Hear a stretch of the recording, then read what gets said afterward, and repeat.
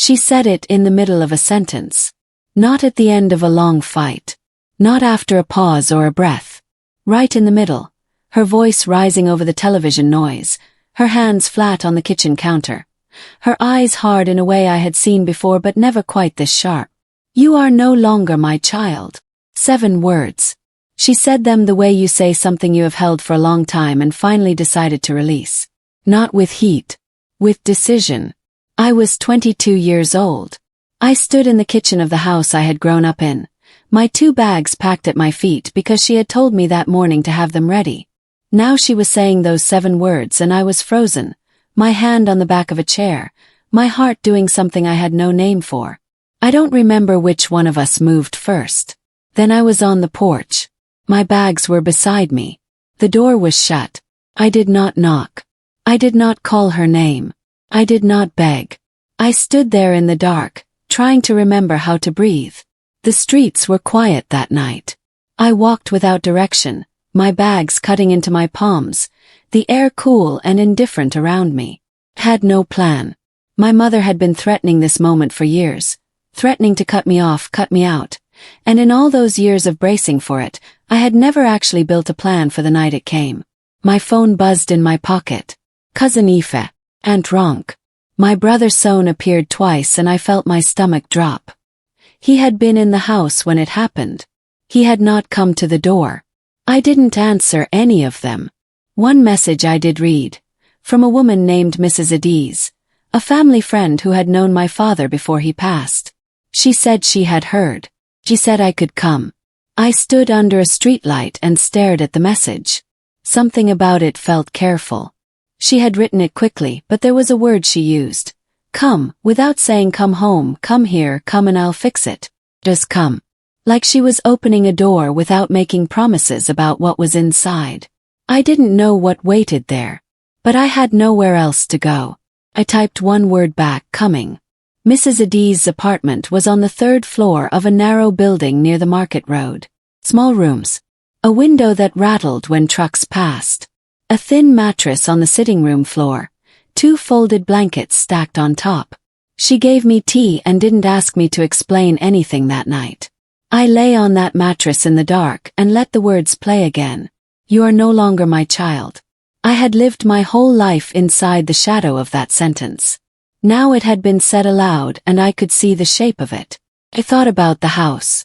About the years I had worked, the money I had sent home, the repairs I had paid for quietly when my mother said there was nothing in the budget. I thought about Son, sitting in the kitchen while my bags were packed, saying nothing. At around 2 in the morning I got up for water. That was when I noticed it. On the small table by the door, where Mrs. Adiz had set my bags, there was an envelope, plain white. My name in my mother's handwriting. I hadn't noticed it when I packed.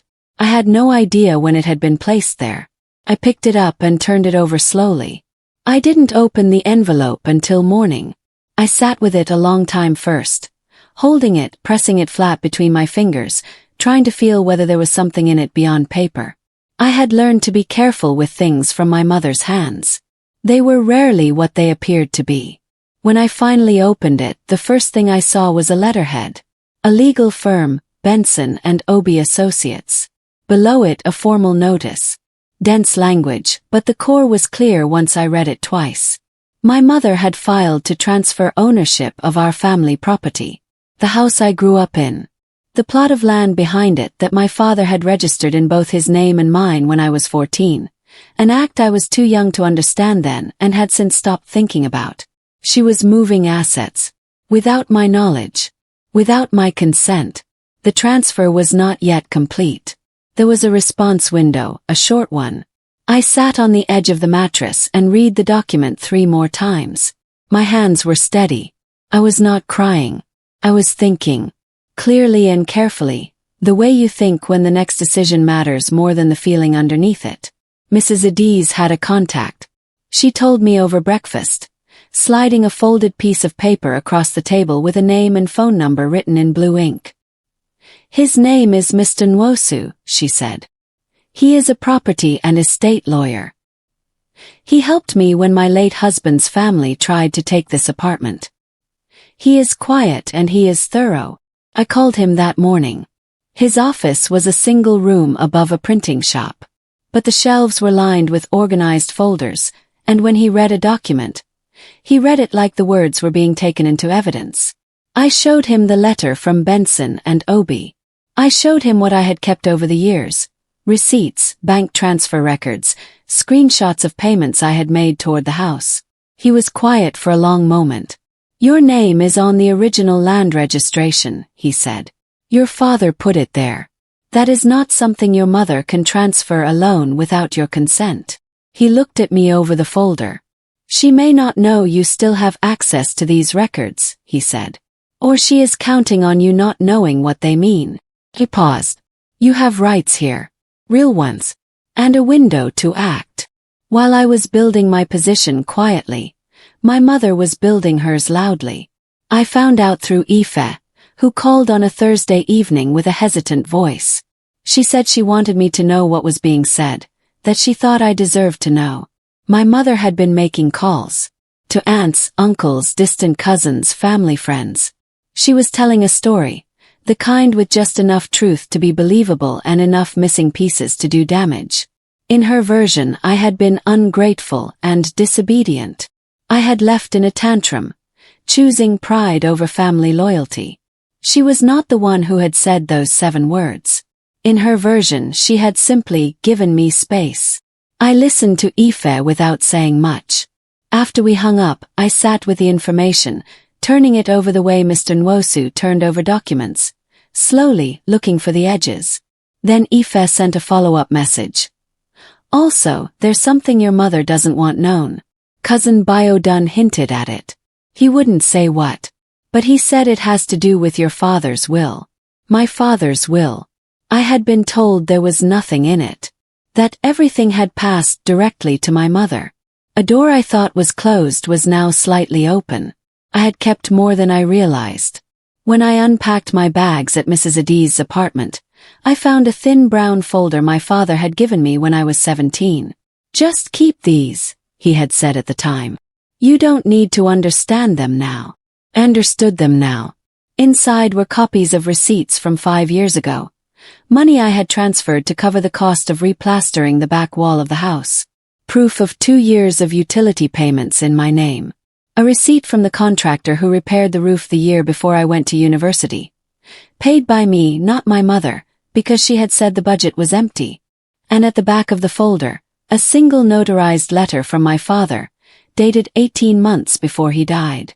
In it, he confirmed that I had contributed financially to the household and property, and that my contributions were to be recognized in any future asset discussion. But real, signed and notarized. I photographed everything and sent it to Mr. Nwosu with one message. "Is this enough?" He replied within 20 minutes. "More than enough to begin." I closed the folder and exhaled slowly. She had tried to erase what I had put into that house. But I had receipts. She called me 6 times on Saturday. The first call was smooth, her voice warm the way it got when she wanted something. She said she had been thinking. She said she hoped I was somewhere safe. She missed me, in the careful way she said things she didn't quite mean. I let it ring. The second call was quieter. She left a voicemail. Said she knew I was angry, she understood we could talk when I was ready. The third call came 2 hours later. No voicemail. By the fourth call the warmth was gone. She left a long message that started with concern and ended sharper. Reminders about family expectations, comments about how my choices were being noticed by people who mattered. I listened to that voicemail twice and saved it. The 5th and 6th calls left no messages. I turned my phone face down and thought about what I was doing versus what she was doing. She was pulling me back into a conversation on her terms. I was building something on mine. There is a power that comes from not responding. It is not passive. It is not weakness.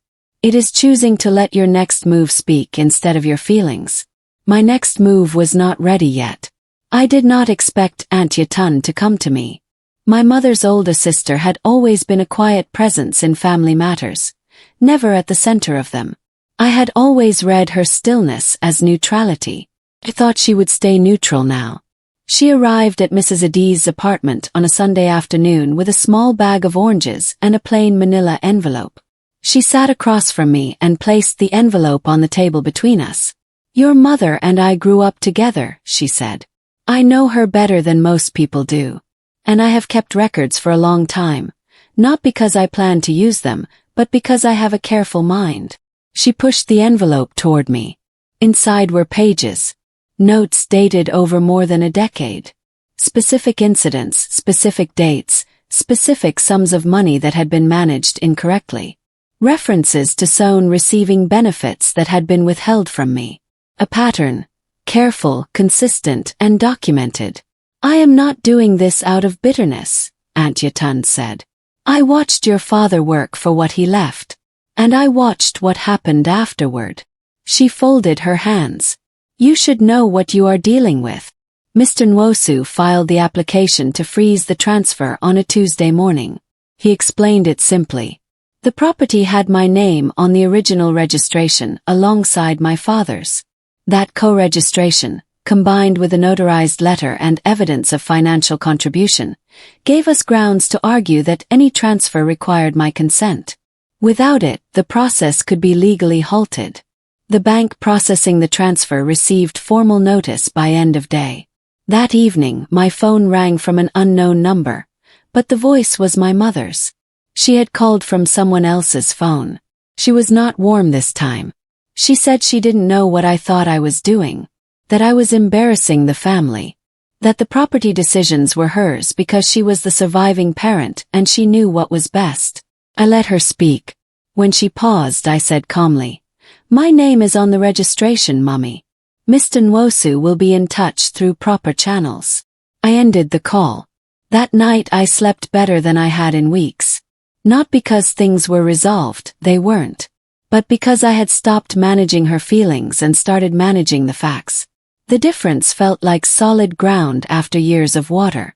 My cousin Bayadun's birthday gathering happened 3 weeks after I left the house. I debated going, but Mr. Nwosu said it was important to stay visible and calm in family spaces, not to disappear in a way that confirmed my mother's version of events. So I went, in a simple dress, with nothing prepared except the truth. My mother was there. She moved through the room the way she always did, warmly, easily, touching shoulders, making people feel noticed. She greeted me with a brief nod and moved on, which told me she was more unsettled than she appeared. At one point, older relatives discussed the house near the food table. My uncle Chakuma commented that my mother was taking care of things wisely now that she was alone. I waited for a quiet moment. Then I mentioned, without drama, that the property transfer had been paused due to a co-registration issue, that my father had registered the land in both his name and mine, and it was simply being sorted through proper legal process. I said it like a small, boring fact. The room didn't erupt, but Uncle Chakuma went quiet. 2 people turned toward me with new attention in their eyes. My mother excused herself and stepped outside. Sohn called me the following evening.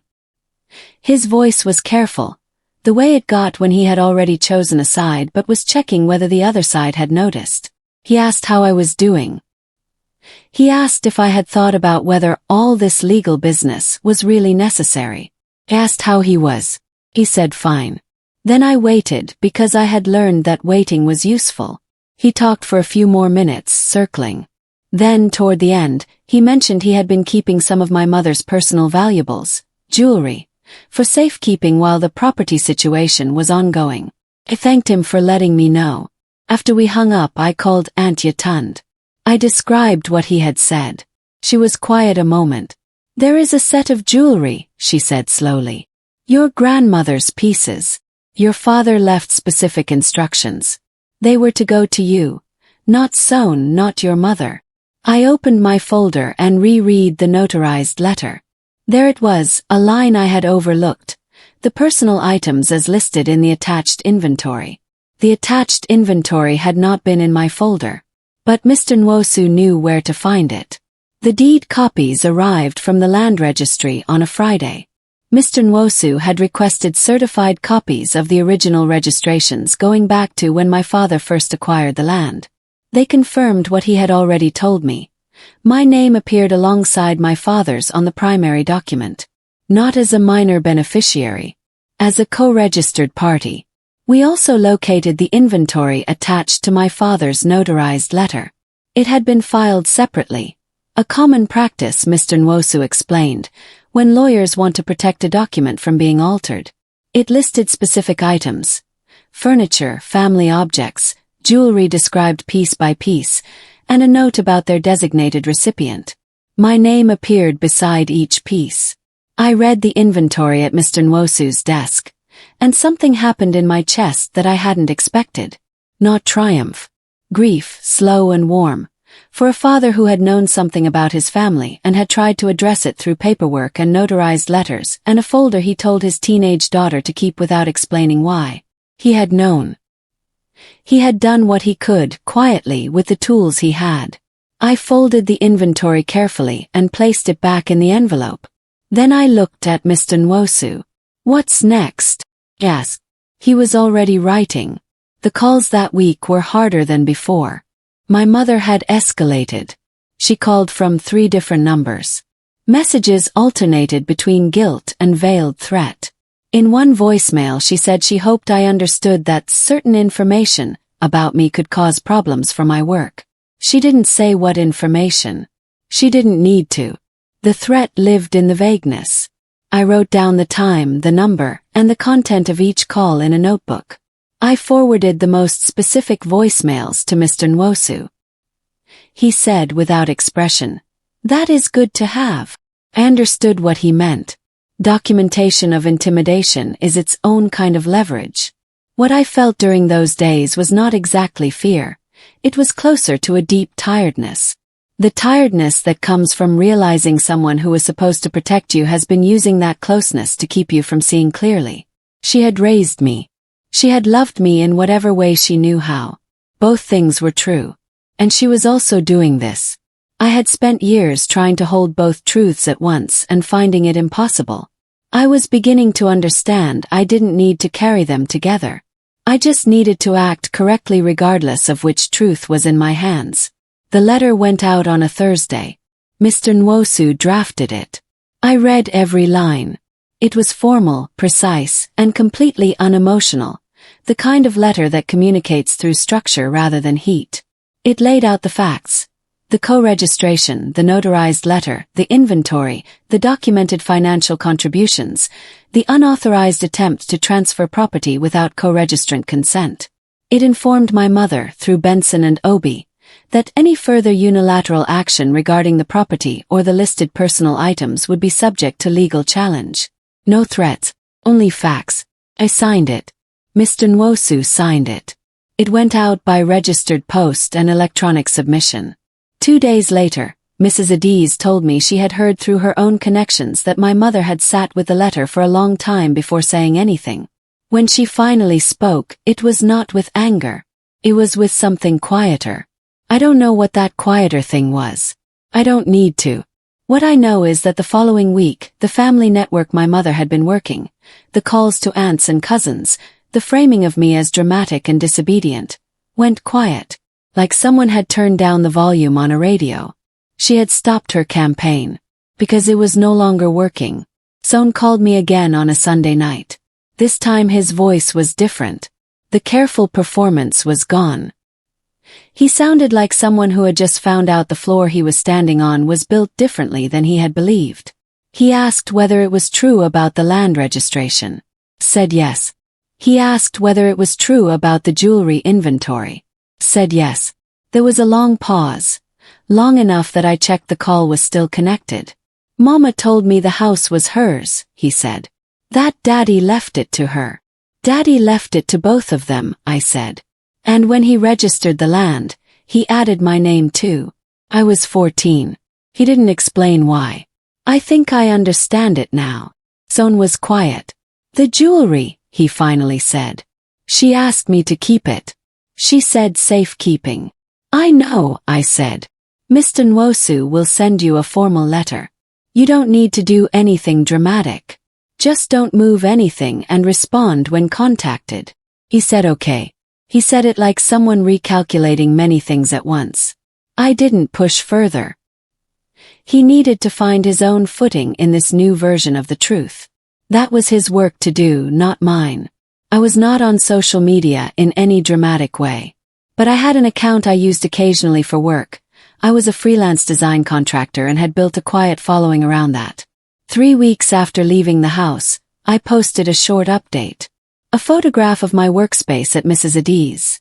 A neat desk, my laptop, my drawing pad, morning light coming through the window. The caption said, "Building in a new space. The work continues." Nothing about family. Nothing about conflict. The response was warm. Colleagues, clients, acquaintances. People who had no idea what was happening in my personal life but could see I was working, steady, unbothered.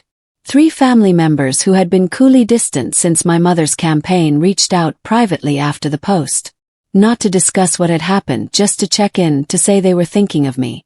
The single small message that means, "I see you, and I am not entirely on the other side." Aunt Yatun told me later that my mother had noticed the post. She had asked who told me to do that. Nobody had. I had done it because I was still here, still working, still whole, and I wanted that to be visible. That was the only reason. Mr. Nwosu called me on a Wednesday afternoon. His voice had a specific tone it got when something had happened that confirmed what he had already suspected. "Your mother attempted to sell the back plot," he said. "The one behind the house. She went through a local agent. Not Benson and Obi, a different one. A smaller, faster one. The sale was meant to go through quickly and quietly." I sat down. "The agent contacted the bank for transfer processing," he continued. "The bank flagged it. The co-registration has been on record since we filed. The transaction was frozen automatically. She did not know the flag was there. I let that settle. What happens now?" "Yes. Now she knows the flag exists," he said. "She can no longer make any move on that property, large or small, without triggering a legal review. The bank is formally notified. The land registry has a note on the file." Another pause. "Her authority over those assets is no longer what she believed it was." I thanked him and ended the call. Then I sat quietly in Mrs. Adie's sitting room and understood that a specific chapter had ended. Not the whole story, but a chapter. Aunt Yatun made her position formal at my grandmother's memorial dinner, 6 weeks after I left home. The family held this dinner yearly in my grandmother's memory. Attendance was near mandatory. Presence and absence both said something. I went and sat with Aunt Yatun and Mrs. Adie's on one side of the room. My mother sat with her usual group on the other side. When family members were invited to speak briefly about my grandmother's legacy, Aunt Yatun stood. She spoke warmly, as she always did, about my grandmother's values, her care for her children, her deep belief in fairness. And then, at the end, she said something I had not expected. She said my grandmother had always made sure what she built went to the right people. She said fairness was not just a feeling, it was a structure. It had to be built and maintained deliberately, or it collapsed. She sat down. She had not named anyone. She had made no accusation. But the room had heard it. I could tell from the specific quiet, the kind where people are digesting something and pretending to focus on their plates. My mother did not speak at all that evening. She tried 3 more times in the weeks that followed. She arranged for Uncle Chukwuma to call and suggest we resolve things quietly. I listened respectfully, thanked him for his concern, and said the legal process was the right path forward and I was fully cooperating with it. She had a family friend deliver a handwritten note to Mrs. Adie's building. Tasked me to call. Said she was unwell. Said she missed me. I read it once and set it aside. The 3rd attempt came through Sohn. A message asking whether I would meet her for tea. Just the 2 of us, no lawyers, just family. I replied through Sohn. When the legal matters are settled, I am open to speaking. Not before. Each time she reached out, she was trying to move the conversation out of the documented space and back into the emotional one, where she had always had the advantage, where I had always softened too quickly, where the rules were hers. I was not entering that space anymore. Not out of bitterness. Out of clarity. There is a difference between closing a door in anger and closing it with full understanding of why it needs to stay closed. I had finally learned that difference. Mrs. Adiz found it while sorting through a box of things my father had left in her care before he died. She called me into the sitting room one evening, expression careful. On the table was a small hardcover notebook. Dark blue cover, worn at the corners.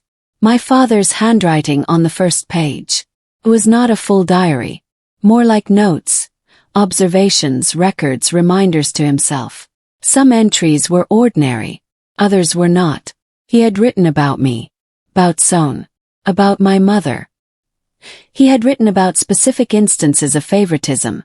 Dates, incidents, his own feelings. His quiet attempts to balance what he observed.